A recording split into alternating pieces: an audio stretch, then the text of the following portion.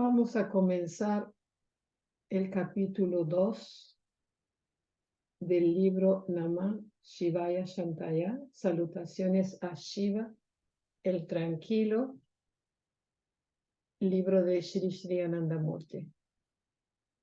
El capítulo 2 se titula Shiva Severo y Tierno. Dice Shri Shri Anandamurti: en mi discurso anterior dije que los seres humanos llegaron a este planeta hace casi 1.000.000 de años, pero la civilización humana tiene como máximo 15.000 años de antigüedad. Si el primer capítulo del antiguo Rig Veda se acepta como el punto de partida de la civilización, entonces la edad de esta no excederá de los 15.000 años. Pero la civilización de esos días antiguos no era como la que podemos ver en nuestros tiempos. Los seres humanos de entonces simplemente seguían algunas pautas y reglamentos en ciertas áreas, nada más que eso. O sea, que de acuerdo a Shri Shri Anandamurti, los seres humanos llegaron a este mundo hace 1.000.000 de años y hace solo 15.000 años donde comenzó la civilización humana, el modo, digamos así, más civilizado, más inteligente de los últimos 15.000 años.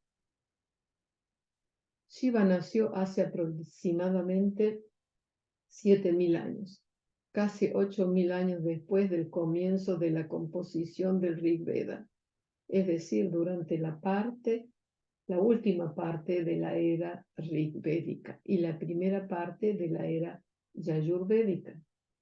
La civilización que discernimos en la época del Rig Veda puede considerarse anterior a Shiva, y la que encontramos en los días del Yayurveda como posterior a Shiva, de lo que observamos en los periodos antiguos y medieval del Rig Veda. Podemos concluir que un orden social bien disciplinado no se había desarrollado aún. La vida social no era en absoluto sistemática. El sistema social del matriarcado estaba en declive, dando paso al sistema patriarcal. Bajo el método social del patriarcado funciona lado a lado el patrilineal y el sistema patriarcal. O sea que en esta época de Shiva, el sistema matriarcal, donde la mujer era la líder del clan, estaba pasando a un sistema patriarcal. Y quiere decir patriarcal que pasaba, digamos así, del apellido del padre al apellido del padre. Y patrilineal significa que la herencia también pasaba de padre a hijo. En cambio, en la era matriarcal, donde la mujer era la líder del clan, los hijos llevaban el apellido de la madre y también heredaban de la madre, o sea, pasaban de madre a hija. Esa es la diferencia entre uno y el otro. Bajo el método social del patriarcado funciona lado a lado el orden patrilineal y el sistema patriarcal. Pero en aquellos días no se había desarrollado ninguna tradición fija. Por ejemplo, el orden matrilineal persistió hasta los días de Buda y Mahavira Jain, hace alrededor de 2.500 años. O sea, que aunque había habido un cambio de la época matriarcal a la patriarcal, aún así había sitios donde aún se llevaba a cabo o dominaba el sistema matriarcal. En la época de Shiva, el matriarcado no era muy popular, pero el orden matrilineal estaba en pleno vigor. O sea, que, digamos, el gobierno o el liderazgo de la mujer no era muy popular en la época de Shiva, pero sí el sistema de herencia de madre a hija. La existencia del patriarcado presupone la existencia del orden patrilineal, y para que evolucione un orden patrilineal, los padres deben identificarse en la sociedad. Claro, para que esté en vigor el sistema patriarcal, debe saberse quiénes son los padres de un niño, porque ya en la época en que las madres eran las líderes del clan, no se sabía muchas veces quién era el padre. Es por eso que Shiva instituyó el matrimonio, digamos así, un contrato de orden social, para que los padres tomaran la responsabilidad de la crianza de sus hijos y así alivianar el trabajo de las madres. Así es como se desarrolló el orden patrilineal. Cada comunidad solía vivir en una colina y esa colina se llamaba por el nombre del jefe o patriarca de la misma. Los días del matriarcado ya habían pasado y en ese entonces los patriarcas dirigían los grupos. En sánscrito se llama gotra a una colina.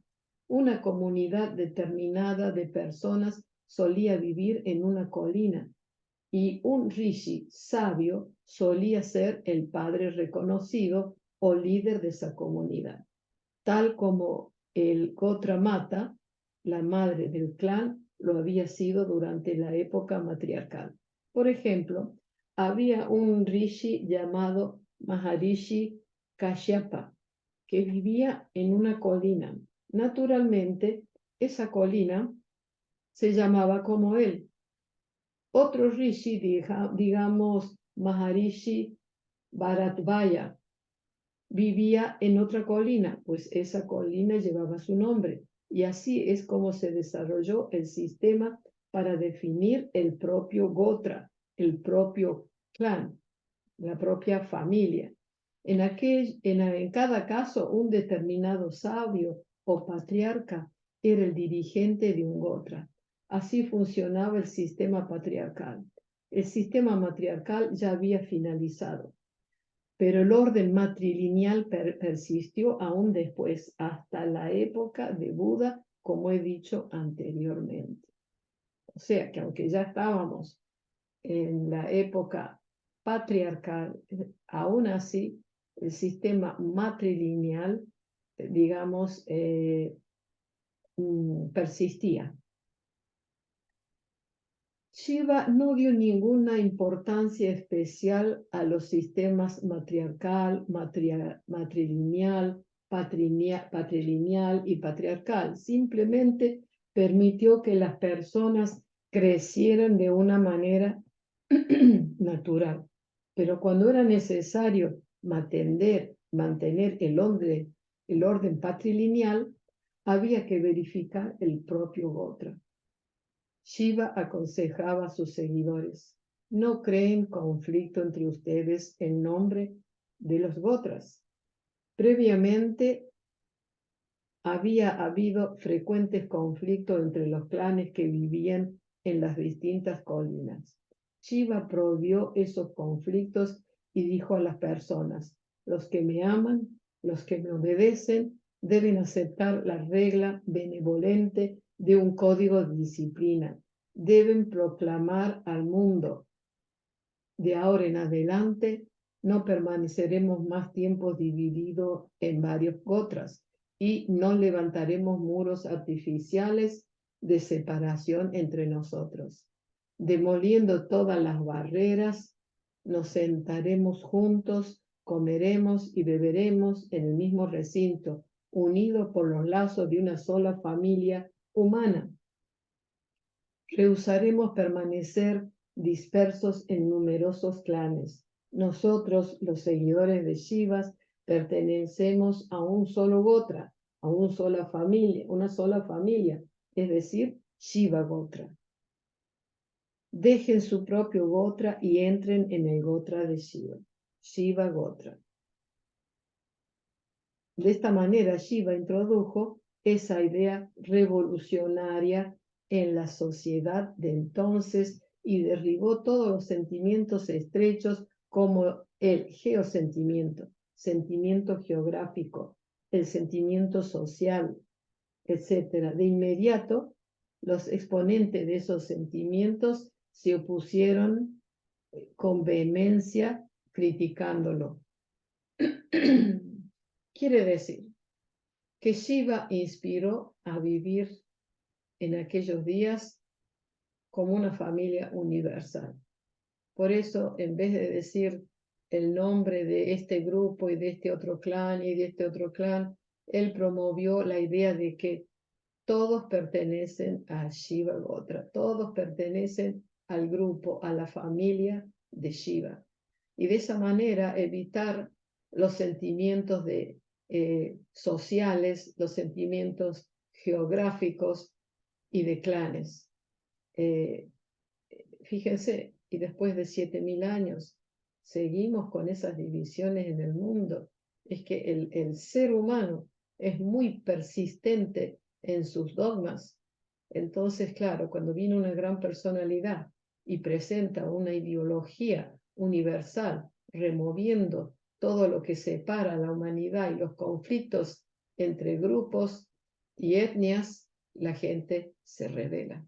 Y así hay un grupo, un gran número de personas que apoyan al que está proponiendo esa filosofía y hay otros que se oponen.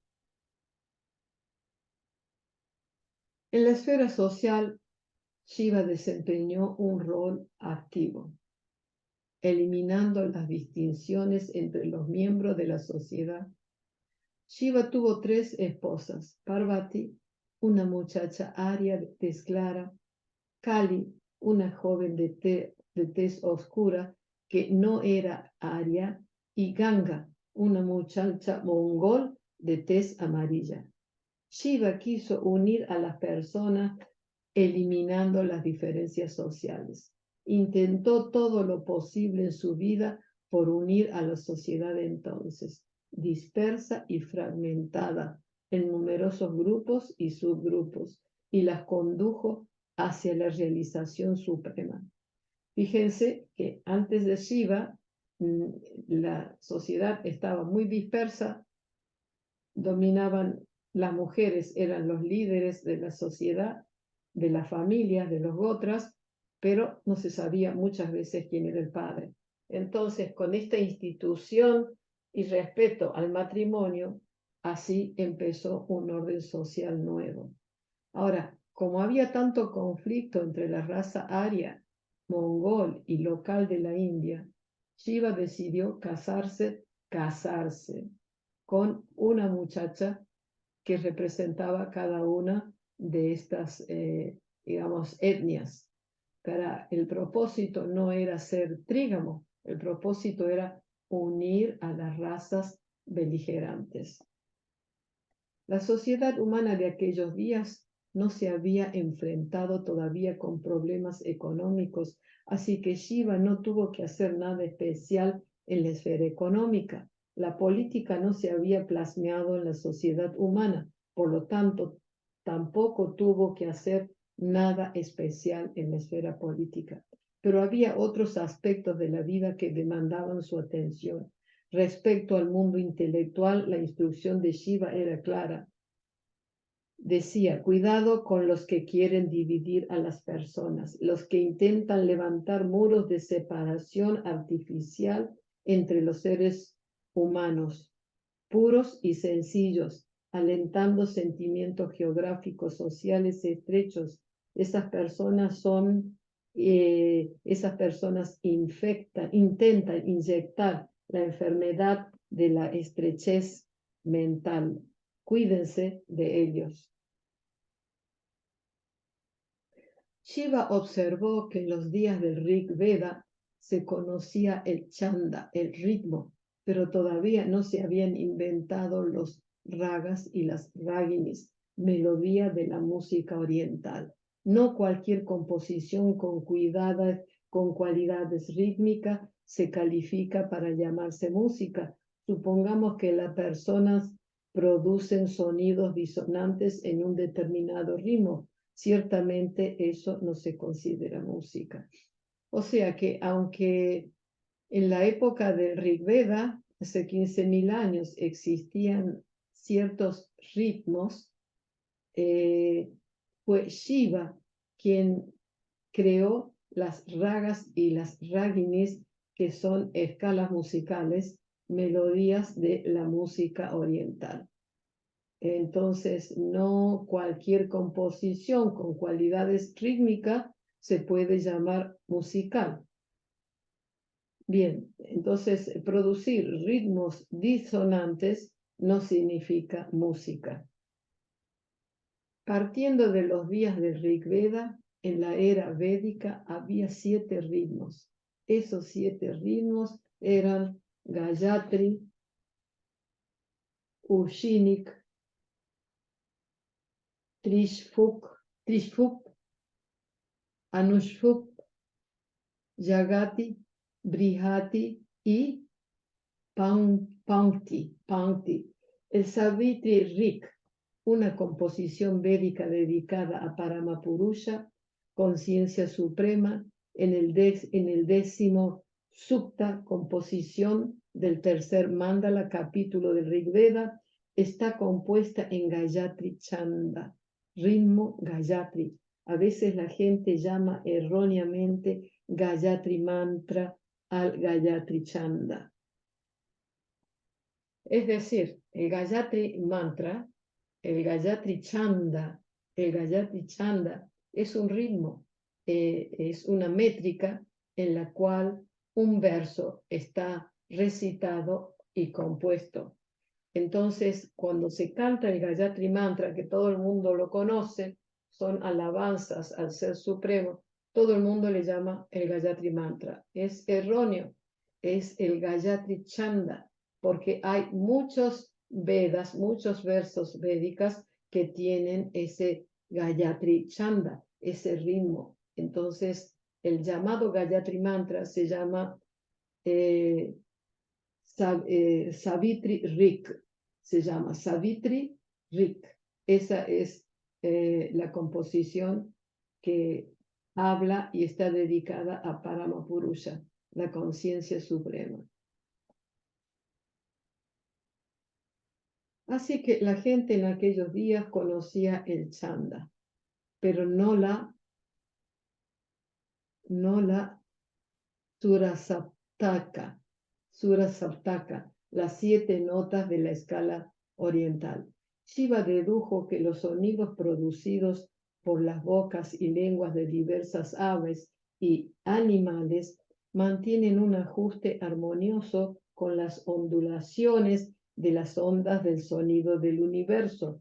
El octavo peldaño, la octava nota de esta armonía, se acerca mucho a la primera nota, que sucede en la octava musical que conocemos en Occidente. Do, re, mi, fa, sol, la, si, do. El segundo do es similar, pero no idéntico al primero. Entonces aquí esta octava que creó Shiva tiene que ver con los sonidos armoniosos de diferentes aves que son armoniosas a los sonidos y ondulaciones del universo. Es una ciencia muy sutil. Basándose en los sonidos de 7 criaturas, Shiva desarrolló el Sarastapaka. Esta escala de 7 notas que hace el ritmo más dulce y agraciado incluye el sonido del pavo real, el buey, la cabra, el caballo, el cucú, un tipo de pájaro, el asno y el elefante. Tomando las iniciales de los 7 sonidos, ¿ok? Sa de Sadaya, Re de Rishava, Ga de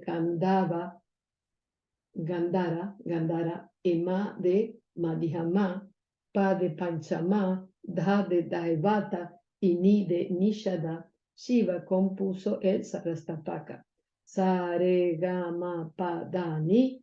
Y el octavo paso se repite el primer sonido. En el octavo paso se repite el primer sonido, aunque a un nivel diferente de tono. En aquellas regiones del mundo donde la influencia de Shiva era menor, hay una ligera diferencia en la octava nota del Sarastapaka, aunque a través de la permutación y combinación se pueden producir una variedad sin fin de sonidos. Así es que el segundo Sa no es exactamente igual que el primero.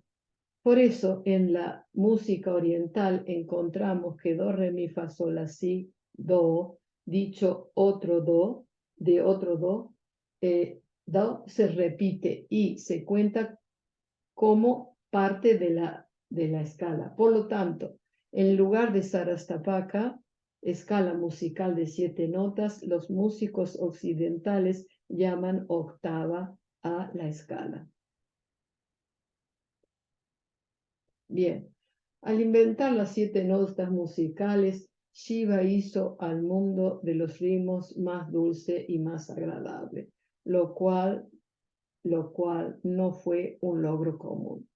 La música del mundo actual se basa enteramente en estas 7 notas musicales. Es lamentable que la gente haya olvidado esta ciencia musical cuya base fue establecida por el intenso esfuerzo de Shiva. En la actualidad, en igual de considerar la música como algo preciado para la práctica espiritual, se la toma como un pasatiempo, como un medio de ganarse la vida o un simple entretenimiento.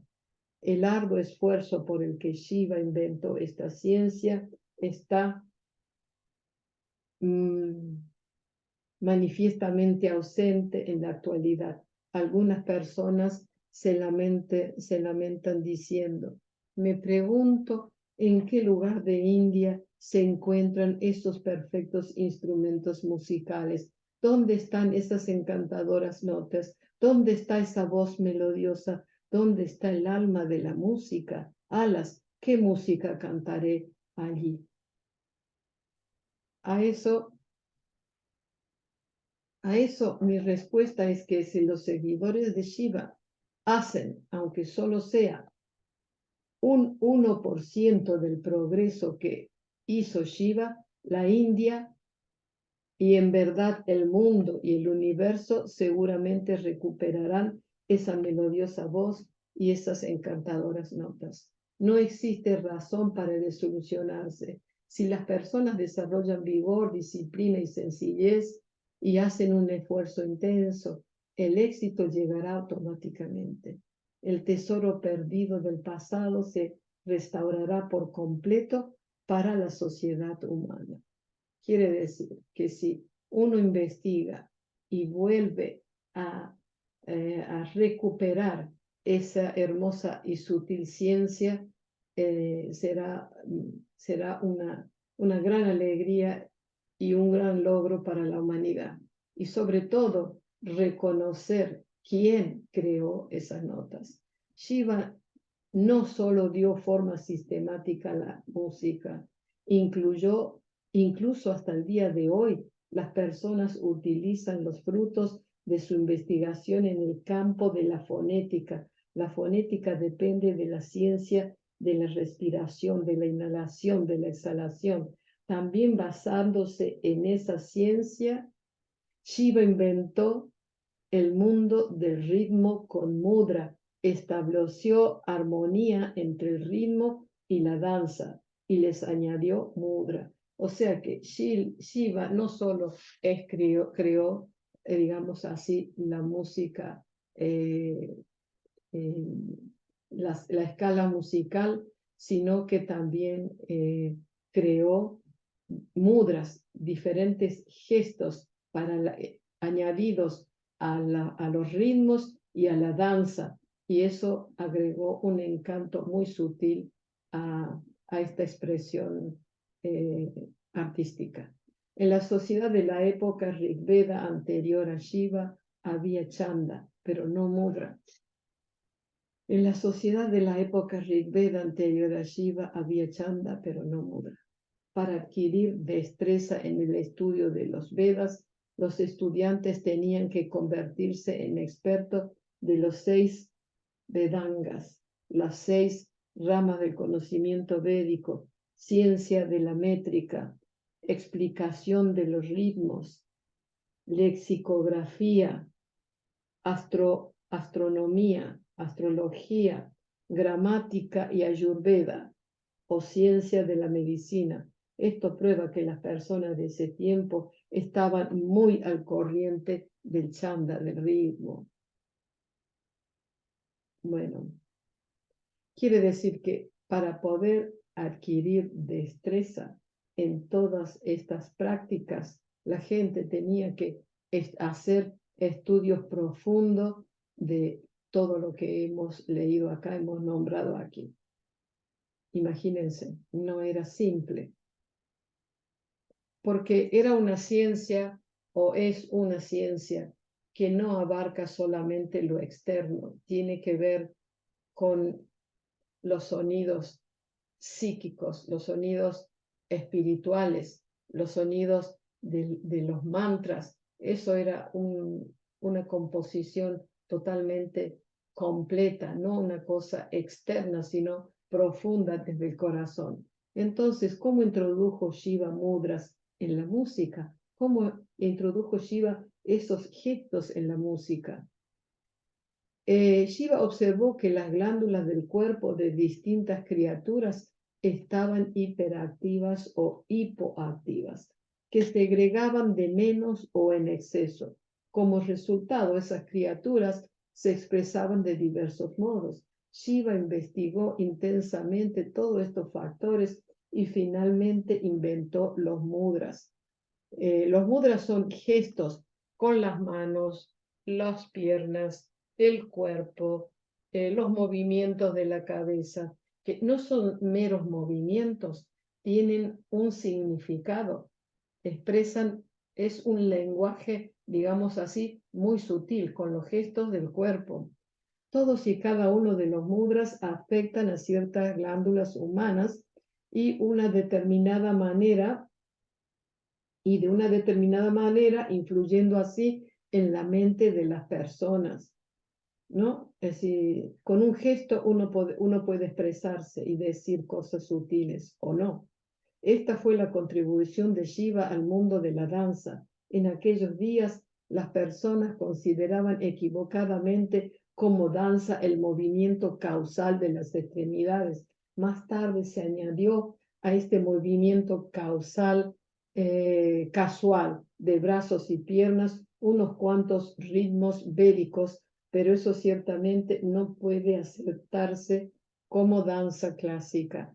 Solo después de añadírsele los mudras se elevó al nivel de danza clásica.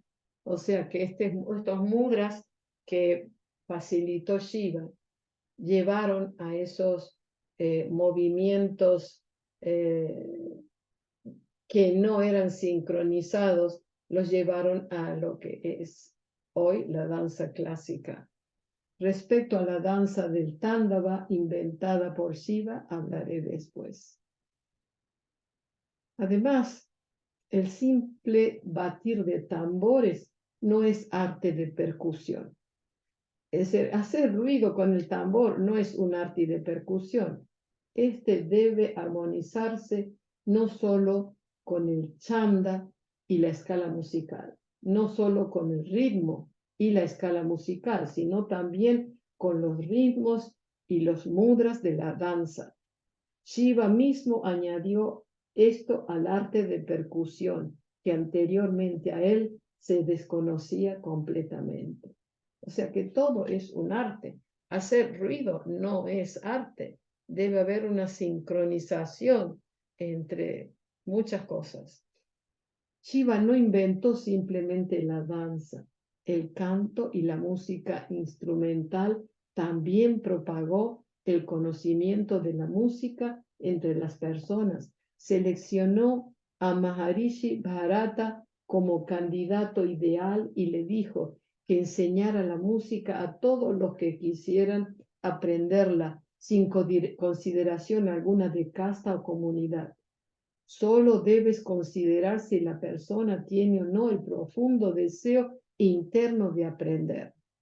Shiva dio forma sistemática a una estructura definitiva, a todo lo que no estaba bien formulado hasta entonces. No solo dio un sistema para la música, sino para cada expresión de la vida humana, para que todo progresara de una manera rítmica y nada fuera hecho al azar. Entre todas estas cosas que mencionan, están las prácticas del Tantra, que anterior a Shiva existía un Tantra no organizado, no sistemático. Entonces él evolucionó la ciencia física, mental, espiritual, artística, de medicina también. Anteriormente a Shiva no existía en la sociedad humana el sistema de casamiento, y como no había un sistema matrimonial reconocido, el orden matrimonial estaba de moda porque era fácil identificar a las madres. En el caso de los padres era imposible reconocerlos. Shiva introdujo por primera vez el método matrimonial, que continúa hasta nuestros días. O sea que fue la idea, la gracia, la inteligencia de Shiva que creó el sistema matrimonial para que hubiera respeto en la familia, alivianar el trabajo de la mujer. La crianza de los hijos pertenece al padre y a la madre. Entonces Shiva instituyó todas estas, digamos, ideas sociales. La palabra sánscrita vivaha para matrimonio, derivada de gai, significa literalmente seguir un determinado orden. Esta idea de matrimonio se conoce como Shaiva Vivaha. Shaiva Vivaha quiere decir la idea de matrimonio dada por Shiva. De acuerdo a este método, el novio y la novia compartirán igualmente la completa responsabilidad del matrimonio, sin considerar la casta o la comunidad. Shiva estaba por encima de toda clase de sentimientos geográficos y sociales. No había barreras sociales ni geográficas en la época de Shiva. Encontramos en similitud a esto la filosofía de neohumanismo que Sri Sri Anandamurti ha dado. Les pondré un vínculo con estos vídeos sobre el neohumanismo, que hay un PowerPoint y unas explicaciones muy profundas del libro de Sri Sri Anandamurti, que viene a explicar nuevamente estas ideas universales que ya existían en la época de Shiva. Unos pocos se quieren apoderar del universo. Es imposible porque la naturaleza no lo va a permitir. No lo va a permitir. Cada acción que llevamos a cabo es como si tiramos una pelota contra la pared. ¿Qué sucede? La pelota vuelve y nos golpea. Entonces, si llevamos a cabo acciones nobles, universales, lo que vamos a recibir va a tener el mismo tono. Y si no hacemos esas acciones, si no llevamos a cabo esas acciones elevadas y las hacemos mezquinas, egoístas, con doble intención, van a volver a cada uno que los haga. La naturaleza es muy sabia, por eso debemos siempre actuar de una manera correcta. Ahora bien, para materializar cualquier principio o ideología se requiere firmeza, especialmente en aquellos que proveen el liderazgo a la sociedad, es decir, los que son pioneros, la vanguardia de un movimiento nuevo, Debemos mantener la meta fija ante nosotros y avanzar ininterrumpidamente hacia ella. Nunca debemos desviarnos de nuestro objetivo, sean cual sean los obstáculos o los impedimentos del camino. Una vez que iniciamos el avance, nunca nos detendremos o miraremos atrás. O sea, para materializar cualquier ideología o principio, se requiere firmeza, especialmente en aquellos que proveen el liderazgo de la sociedad, es decir, los que son pioneros, la vanguardia de un movimiento nuevo. Debemos mantener la meta fija ante nosotros y avanzar ininterrumpidamente hacia ella. Nunca debemos desviarnos de nuestro objetivo, sean cuales sean los obstáculos o los impedimentos del camino. Una vez que iniciamos el avance, nunca nos detendremos o miraremos atrás. Así que si viene hoy un don nadie y dice que los niños en la escuela deben hacer tal y tal cosa, que inventando que los niños se los debe impulsar a ser homosexuales, a ver, ¿qué es lo que hay en el corazón de esas personas? Ustedes saben, amigos, que yo no soy una persona política, ni estoy en la política, tampoco me interesa, es que estoy más allá de todo eso, pero hay cosas que revelan el corazón y uno no puede quedarse callado, porque tenemos que lograr que cada niño crezca como un árbol sano y que exprese su naturaleza. No tenemos que rodear una planta de alambres para que no crezca y para que crezca como a mí se me ha dado la real gana. No, señores, no, señores. Tenemos que crecer libre y nuestros hijos y los hijos de nuestros hijos también, que puedan llegar a la espiritualidad, que sean seres sanos, físicos, mental y espiritualmente. Pero ¿saben qué? Para esto no se necesita dinero, se necesita moralidad. Eso es lo que se necesita, moralidad y un gran corazón. El planeta Tierra es grandísimo todavía, pues imagínense, de Valencia a Madrid hay 400 kilómetros, por ejemplo. ¿Cuántas áreas de campo hay que están vacías? Pues habría lugar para miles de personas. Dejemos que la humanidad fluya, que la humanidad se desarrolle, que llegue al supremo, que sean felices, que desarrollen sus propias ideas mentales sin dogma, hermanos. Me he desviado del tema, pero ahora vamos a seguir. Me nace del corazón decir lo que digo. Así que si a alguien le molesta, que me disculpe. Pero me encanta decirlo. De este modo, en este mundo, los que no comprenden ningún tipo de actividad, por los que no emprenden ningún tipo de actividad por miedo a la oposición, son la peor categoría de seres humanos. Los que comienzan una actividad, pero cuando se enfrentan con grandes obstáculos, la abandonan por temor, son de la categoría media. Y los que inician una actividad y cuando se enfrentan con obstáculos, a cada paso los desafían y destruyen, avanzando firmemente hacia su objetivo final, pertenecen a la más alta clasificación. Son ellos los que pueden lograr algo sustancial en este mundo. Es decir, hay gente que teme, por eso no empieza, teme las dificultades, entonces no inicia nada nuevo. Hay otros que sí se animan, empiezan algo nuevo y al final, no al final, cuando aparecen los primeros obstáculos, lo abandonan. Y hay otros que no, que siguen y siguen, se caen y se vuelven a levantar hasta que logran llegar al final de la meta que se habían forjado. Así que tenemos que ser personas de primera calidad. Shiva era de esa clase de persona. Así pues, era severo.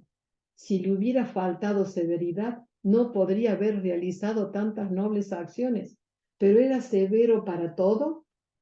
En lo que respecta a su ideología, era severo, muy, muy severo, pero en su comportamiento externo, en el trato con las personas, era muy tierno y compasivo.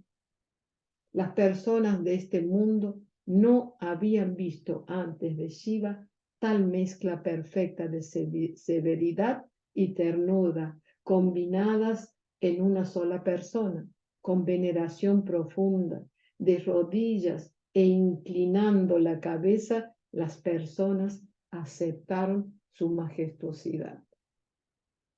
Eres tierno y severo, sostienes tu Rudra Vina. Vamos a ver qué es Rudra Vina. La Vina de Shiva, que produce tremendo vigor y dulzura, la Vina es un instrumento musical similar al sitar. Por eso dice así: eres tierno y severo, sostienes tu Rudra Vina, inmenso en el océano de paz, más allá de todo sentimiento de ganancia y pérdida. No te involucras, absorto, inmerso en el flujo de la bienaventuranza. Fíjense, tú eres tierno y severo, sostiene tu instrumento similar a la vina, al citar, inmenso en el océano de paz, más allá de todo sentimiento de ganancia y pérdida. Es todo lo que hacemos, tiene que ser desde el corazón, no a través de un sentimiento de qué voy a ganar o qué voy a perder. No te involucras, o sea, Shiva no se involucraba en nada de eso, absorto, inmerso en el flujo de bienaventuranza. Eso es lo que debemos lograr hacer a través de nuestras prácticas espirituales, a través de principios universales de moralidad. ¿Qué es la moralidad? La moralidad es lo que es bueno para mí, es bueno para todos. Y lo que es bueno para todos es bueno también para mí. Dejemos que la gente fluya, dejemos que la gente sea feliz.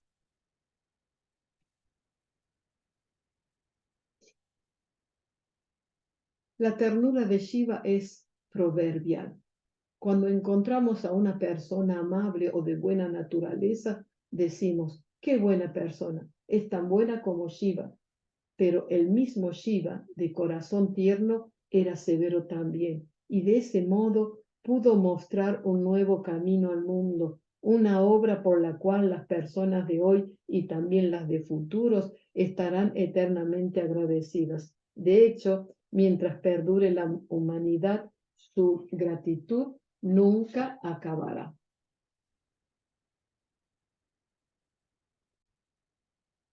Ahora bien, la máxima contribución de Shiva a la humanidad es el concepto del Dharma.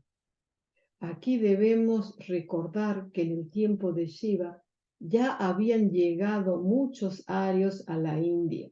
Muchos estaban en el camino y otros estaban preparándose para venir. Entre esos arios no existía un concepto claro del Dharma, no tenían conciencia espiritual o impulso espiritual. Cada rishi, cada sabio propagaba sus puntos de vista de modo diferentes a los demás. ¿Qué es el Dharma? Dharma significa característica innata. La característica innata esencial de los seres humanos es el deseo ardiente de alcanzar al Supremo a través de la moralidad y la práctica espiritual. Dharma significa característica innata. La característica innata esencial de los seres humanos es el deseo ardiente de alcanzar al Supremo a través de la moralidad y la práctica espiritual. Cada objeto en este mundo tiene su característica. Por ejemplo, los animales tienen la característica básica de dormir, comer, temer y procrearse. Los seres humanos también. Quiere decir que si nos conformamos con esta característica, vivimos como animales. No son despreciables los animales, están en proceso de evolución.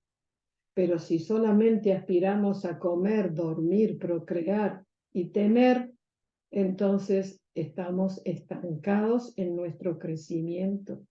¿Y cuál es el dharma humano? ¿Cuál es la característica que nos diferencia de aquellos que están en una evolución inferior a la nuestra? Es el anhelo por el supremo, es el anhelo por lo infinito, el gran deseo por la espiritualidad. Eso es lo que nos diferencia y eso es lo que tenemos que descubrir en nuestra vida. Entonces, digamos que cada rishi que venía a la India venía con su idea sobre la religión, pero entonces había división, se peleaban, argumentaban, porque cada uno traía su idea. Pero Shiva proclamó el Dharma, el camino universal, el camino de regreso al hogar. El hogar es el núcleo cósmico. Bueno, queridos amigos, hoy vamos a solamente a leer hasta aquí y la próxima semana seguiremos leyendo porque es un capítulo larguísimo y me interesa que lo escuchen, lo aprovechen y cualquier pregunta ya saben, aquí estamos. Un gran abrazo a todo el mundo, felices días para todos y namaskar.